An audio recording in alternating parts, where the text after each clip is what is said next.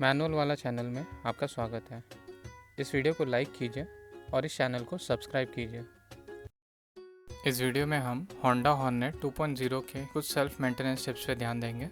पहले तो clock setting के बारे में अगर देखें तो उसके लिए आपको जो सिलेक्ट और सेट का बटन दोनों को साथ में होल्ड करके रखना है। फिर आवर्स का जो डिजिट है वो ब्लिंक करना चालू हो जाएगा। फिर आप सिलेक्ट के बटन को प्रेस कीजिए जिससे आपका आर का जो नंबर है वो चेंज होगा। फिर सेट बटन पे प्रेस कीजिए। फिर मिनट का जो डिजिट है वो ब्लिंक करना स्टार्ट हो जाएगा। फिर सिलेक्ट बटन से मिनट चेंज कीजिए और जब भी आपका टाइम सेट हो जाए तो सेट बटन को प्रेस कीजिए। इसका जो डिस्प्ले है उसका भी आप ब्राइटनेस एडजस्ट कर सकते हैं। तो उसके लिए आपको सिलेक्ट का बटन प्रेस करना है। फिर ब्राइटनेस लेवल आपको दिखेगा तो सेट बटन से आप अपने डिस्प्ले का ब्राइटनेस कम ज़्यादा कर सकते हैं। गियर शिफ्टिंग के बारे में देखें तो इस गाड़ी में पहला गियर डाउन है, फिर मिडल पे न्यूट्रल आता है और बाकी आप जितना इंक्रीज करेंगे उतना आपका गियर अप होते जाएगा। तो टोटल 5 गियर्स है इस गाड़ी में।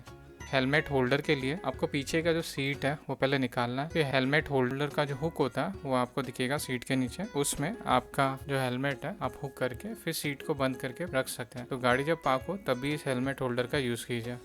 बैटरी के बारे में हम देखें तो पहले आपको लेफ्ट साइड का कवर निकालना पड़ता है। फिर बैटरी का जो होल्डर रहता है उससे भी निकालिए। और बैटरी का कभी भी अगर जो उसके प्लस और नेगेटिव पॉइंट वो अगर ज़्यादा खराब हो गया तो उसको आप वायर ब्रश से साफ कीजिए या सैंड पेपर से साफ कर लीजिए। फ्यूज बॉक्स, ये लेफ्ट साइड की कवर जो बैटरी के बाजू में ही होता है। फ्यूज का कंडीशन चेक कर लीजिए। 15 एम का एक फ्यूज लगेगा, 10 एम का 2 फ्यूज और 7.5 एम का 4 फ्यूज लगेगा आपको।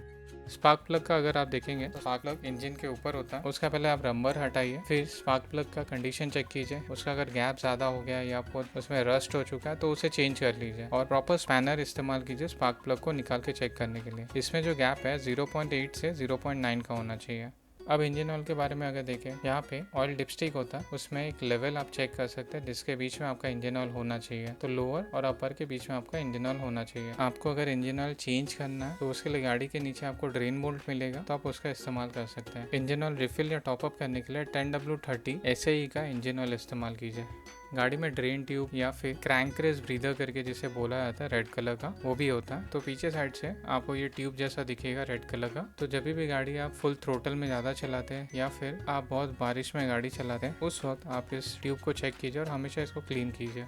चेन के बारे में देखिए, अगर चेन आपका बहुत लूज हो चुका है तो पहले तो आप गाड़ी सेंटर स्टैंड पे रखिए। फिर उसके बाद दोनों साइड का जो एक्सेल का नट है उसे थोड़ा लूज कीजिए। एक्सेल के ऊपर भी एक अलग सा बैक साइड पे नट होता है। चेन को प्रॉपरली आप टाइट कीजिए। तो इसमें भी एक इंडेक्स होता है, यानी एक मार्किंग होता है जहाँ पे आपको पता चलेगा कि आपने गाड़ी का जो चेन है वो ज़्यादा लूज कर दिया या टाइट कर दिया। तो ये इंडेक्स मार्किंग में रेड कलर का एक मार्किंग होता है जो आपको इंडिकेट करेगा कि आप चेन को प्रॉपरली सेट किए या फिर प्रॉब्लमेटिक है। हमेशा स्प्रॉकेट का कंडीशन भी चेक कीजिए। अगर स्प्रॉकेट खराब हो चुका है या फिर वो टूट चुका है बहुत तो उसे चेंज कर लीजिए। चेन को एवरी 400 किलोमीटर पे लूप कीजिए और अगर बहुत सूख गया है तो इसे लूप कीजिए। चेन को आप SAE 80 और 90 का जो ग्रेड है ऑयल से आप लूप कर सकें।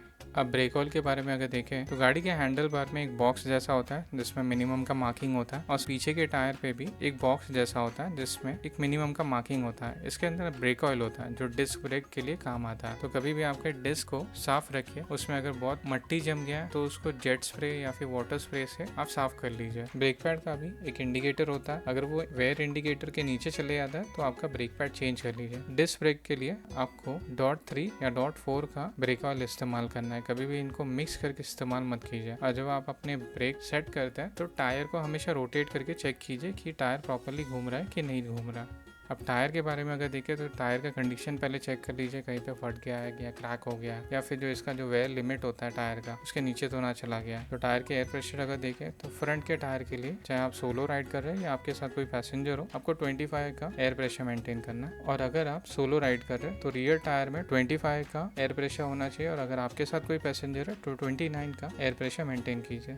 तो यहाँ पे मेंटेनेंस शेड्यूल में जहाँ पे I मिलेगा आपको उस एरिया को आपको चेक कराना है, जहाँ पे C मिलेगा उस एरिया को आपको क्लीन करना है, यहाँ पे R मिलेगा उस पार्ट को आपको रिप्लेस करना है, यहाँ पे L है उस पार्ट को आपको लुब्रिकेट करना है। तो एवरी 90 डेज या 6000 किलोमीटर पे आपको अपने गाड़ी को सर्विस कराना है। पहला सर्विस हमेशा 1000 किलोमीटर पे कर लीजिए। इस गाड़ी के कुछ पार्ट्स को आपको रेगुलर चेंज करना चाहिए। जैसे एयर क्लीनर का एलिमेंट होता है तो 18,000 किलोमीटर पे चेंज कीजिए या फिर अगर बहुत गंदा हो गया तो उसे चेंज कर लीजिए। स्पार्क प्लग को 12,000 किलोमीटर पे चेंज कीजिए। इंजन ऑयल को 6000 किलोमीटर पे चेंज कीजिए और जब भी ज़रूरत पड़े तो इसको टॉप अप कर सकते हैं।